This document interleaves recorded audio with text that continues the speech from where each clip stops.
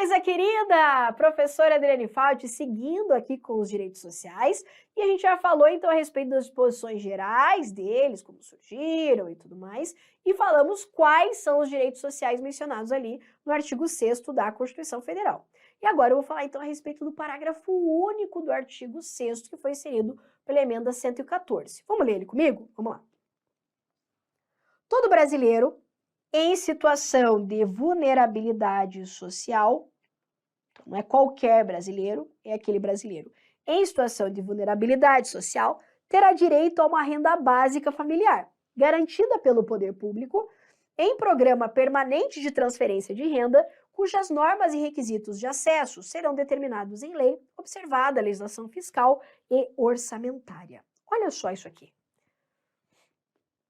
O que a Constituição veio trazer aqui é revelar uma preocupação que se mostrou muito grande durante o período da pandemia da Covid-19. Então, durante a pandemia, que ainda estamos vivendo aqui o reflexo da pandemia, nós tivemos uma situação em que as pessoas, além de revelar um problema de saúde pública, que é um problema social, se revelou um problema econômico. Isso porque as pessoas em casa não podiam trabalhar, justamente por toda a questão de saúde pública envolvida, que tivemos que ficar em casa durante um tempo, não tinham condições de manter a própria subsistência, principalmente profissionais liberais, autônomos, que dependiam do trabalho para sobreviver. E daí o Estado, então, teve que dar um jeito para que essas pessoas pudessem se manter durante esse período. Isso revelou, então, uma necessidade do Estado brasileiro de criar mecanismos e instrumentos para a redistribuição de renda.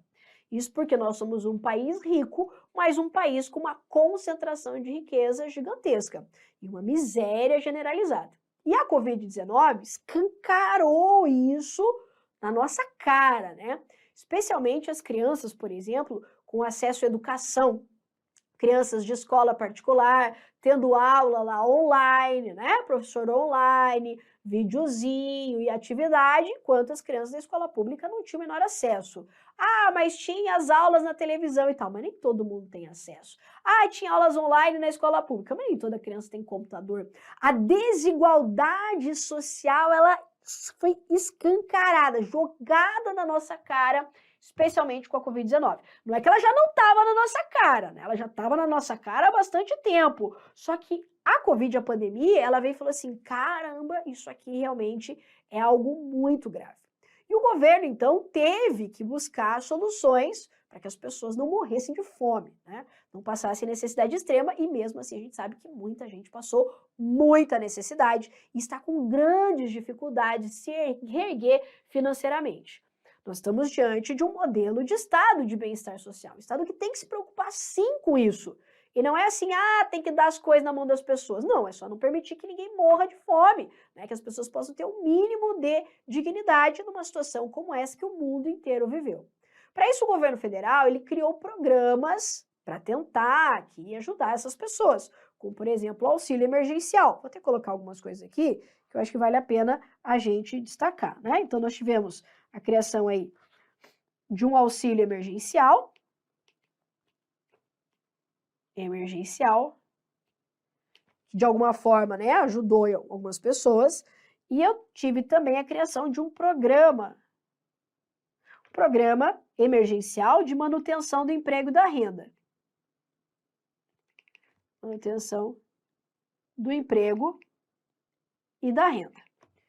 Isso aqui, de alguma forma, acalmou um pouco, o problema revelado pela pandemia, mas está longe de resolver todas as consequências prejudiciais que nós tivemos em decorrência da pandemia da Covid-19. Aí o governo federal, então, decidiu criar aqui, então, um programa, que é o Renda Familiar Básica. Esse programa aqui, que tem, então, agora a previsão da Constituição, ele é decorrente da extinção do programa anterior do Bolsa Família para a criação de novos programas de redistribuição de renda. Então, eu tenho aqui a extinção atual do programa Bolsa Família e a criação dos programas Auxílio Brasil. Claro que eu não vou entrar em detalhes aqui, né? Porque não é disciplina de direito constitucional. E o Alimenta Brasil. Mas só para você entender por que a gente teve essa emenda.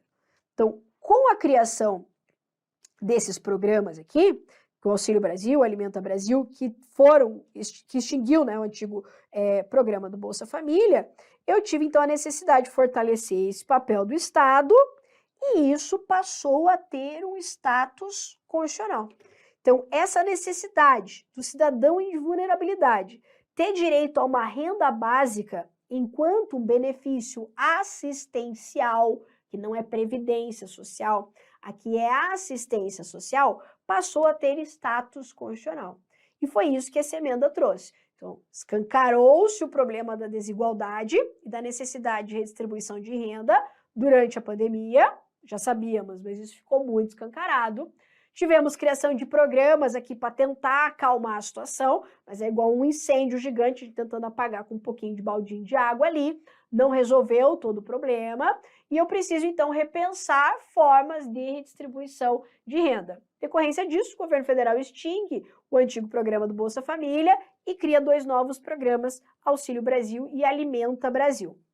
Esses programas aqui garantem uma renda familiar básica, e aquilo que tem previsão apenas infraconstitucional passa a ter, então, previsão constitucional, tá? Então, essa renda familiar básica aqui, renda básica familiar, enquanto direito social para pessoas em vulnerabilidade social, que já tem lei, passa a ter status aqui, então, de direito fundamental, ou seja, passa a ter previsão na Constituição. Inclusive, essa mesma emenda, ela altera disposições lá no tópico da assistência social para trazer aqui essa regra da renda familiar básica.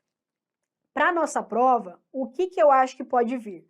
Assim, ó, dizendo que qualquer brasileiro terá direito a uma renda básica familiar. E não, é todo brasileiro em situação de vulnerabilidade social, ou seja, aquelas pessoas hipossuficientes, aquelas pessoas que estejam nessa situação de vulnerabilidade, e não todas as pessoas, é como está aqui no texto constitucional. Isso é garantido pelo poder público em programas permanentes de transferência de renda. Na prova, eu acho que vai vir assim, dizendo em programas temporários de transferência de renda, tá? Então, aqui um programa permanente. Isso porque o auxílio emergencial, programa emergencial, é algo emergencial, temporário. Aqui a ideia, não, a gente precisa de um programa permanente de distribuição de renda, tá? Com que dinheiro os entes vão pagar aqui, né, esse benefício desse renda familiar básica? Aqui nós temos à disposição, então, do artigo 107A do ADCT, que é o Ato das Disposições Constitucionais Transitórias, que também teve alteração por essa emenda de 2021. Você deve ter ouvido falar, talvez, a respeito da moratória para pagamento de precatórios. Você ouviu falar isso? PEC dos precatórios, a galera falando, né? Um monte de outras coisas e tal. Independente da discussão política, essa PEC, né, essa emenda à Constituição, que trouxe uma moratória para pagamento de precatórios, permitiu que os entes da federação, na hora de pagar seus precatórios, o que é precatório? Precatório é uma requisição de pagamento. Então, o ente federado, Estado, a União, o município, deve para alguém, deve judicialmente, por força de condenação judicial, para alguém. Para ele pagar essa pessoa, ele precisa de planejamento, de orçamento e tudo mais. E isso, então, é expedido uma requisição de pagamento. Essa requisição de pagamento se chama precatório. O problema é que os entes da federação são caloteiro.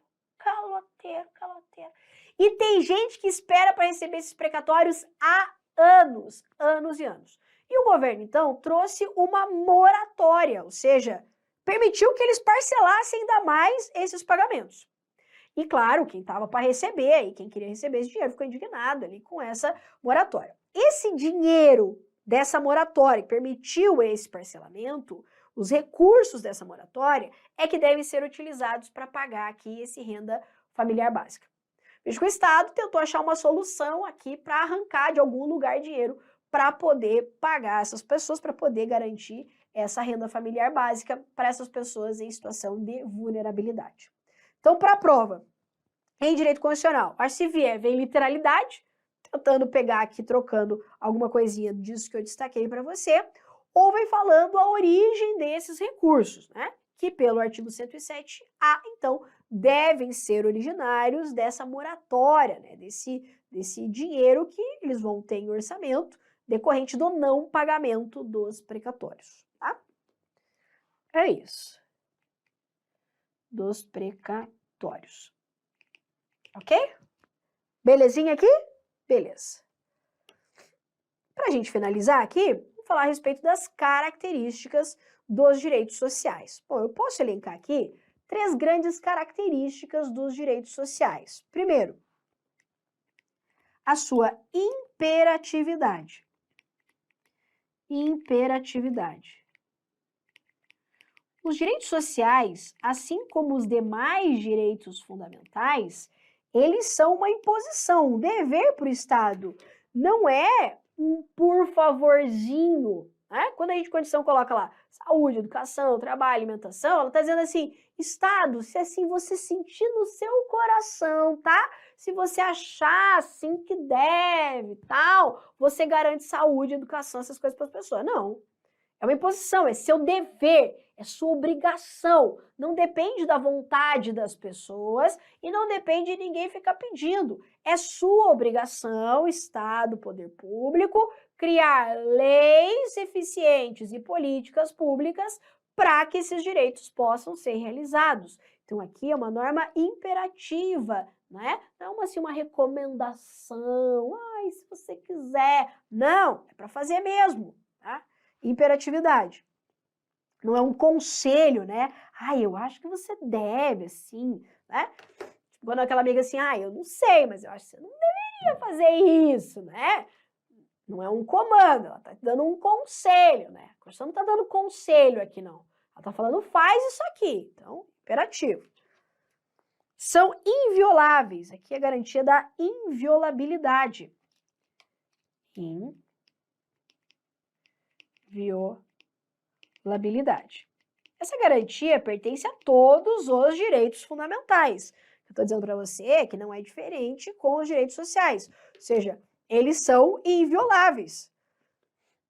Aliás, todos os direitos fundamentais são invioláveis, né? Mas é que a gente vê tanta violação de direito social que às vezes até pode passar na nossa cabeça que eles podem ser violados, né? Mas não podem. Os direitos estão na Constituição para serem cumpridos. Por isso são invioláveis. Ninguém pode violar esses seus direitos.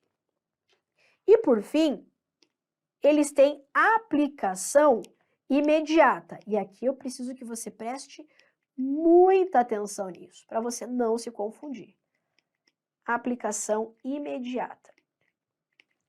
Quando a gente fala que os direitos sociais têm aplicação imediata, é porque o parágrafo 1º do artigo 5º da Constituição vai dizer assim, ó, as normas definidoras de direitos e garantias fundamentais têm aplicação imediata. O que a Constituição está me dizendo? Ela está dizendo assim, olha, esse monte de direito fundamental, coisa linda, coisa querida que eu estou colocando aqui, não é para inglês ver, não é para ficar aqui igual um mural de desejos, não, é para o Estado criar condições para que eles possam ser exercidos. Só que alguns desses direitos, eles não conseguem ter aplicabilidade imediata, porque dependem de regulamentação. E alguns dos direitos sociais, via de regra, são esses direitos que dependem de regulamentação. Então, quando a gente fala que os direitos sociais têm aplicação imediata, essa é a ideia de que todos eles possuem eficácia jurídica. Ou seja, você não pode criar uma lei, uma norma infraconstitucional, contrariando o que a Constituição dispôs a respeito dos direitos sociais. E mais, é um comando vinculante para que haja uma normatização para que esses direitos possam, de fato, ser implementados. Mas nem todo direito social tem, portanto, aplicabilidade imediata, eficácia imediata, aplicabilidade ou eficácia social. Isso porque, como regra, os direitos sociais se classificam como normas programáticas. Então, de novo, eles têm aplicação imediata. no sentido de produzirem eficácia jurídica. Lembra lá da nossa aula de eficácia jurídica. Mas, como regra, são normas de eficácia limitada, ou seja, normas programáticas. Vamos pensar aqui no direito à educação e no direito à saúde? Fica fácil a gente ver.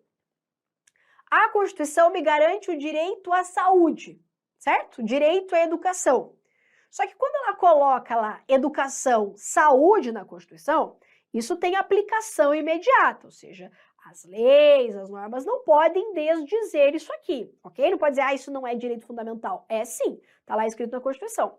Só que para eu poder ter acesso à educação, para eu poder ter acesso a um sistema público de saúde, eu não tenho que ter toda uma estrutura de leis, normas, políticas públicas que possam concretizar isso?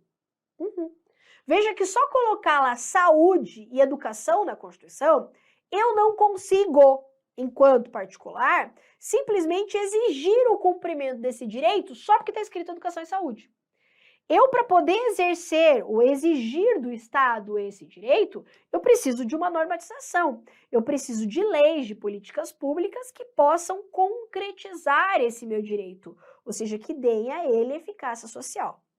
Então, vamos lá, para a sua prova, os direitos sociais têm aplicação imediata, assim como todos os demais direitos fundamentais. Então, eles são imperativos, invioláveis e têm aplicação imediata, como todos os direitos fundamentais.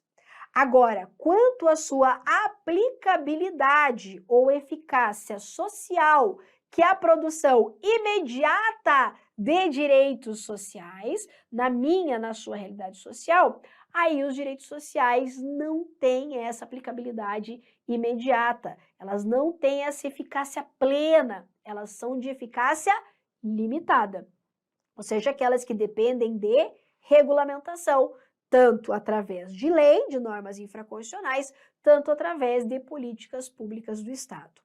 Tanto é que, caso o Estado não assegure esses direitos sociais, não crie políticas públicas, né, nesse sentido, é cabível mandado de injunção.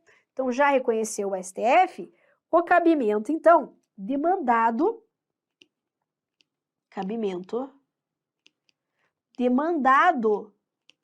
de injunção,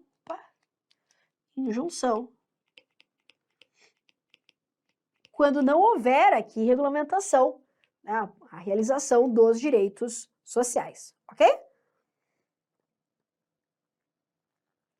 Então, em resumo, para a gente consolidar aqui esse nosso bloco, nós tivemos, então, a criação da renda familiar básica, né, que não é uma novidade, mas passa a ter status constitucional, que é um direito a uma renda, a um valor pago pelo poder público àquelas pessoas em situação de vulnerabilidade social.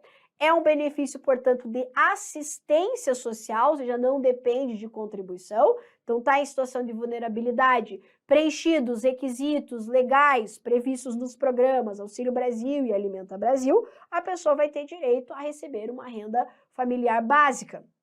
Esse direito, então, com o status constitucional, que vai ser pago com qual dinheiro? Dinheiro aqui da moratória dos precatórios, ok? E ainda as características dos direitos sociais, que é a imperatividade, inviolabilidade e aplicação imediata. Ter aplicação imediata não significa que eles são normas de eficácia plena. Isso porque a maioria dos direitos sociais são, portanto, normas de eficácia limitada. Ok aqui? Muito bem, encerramos esse nosso bloco.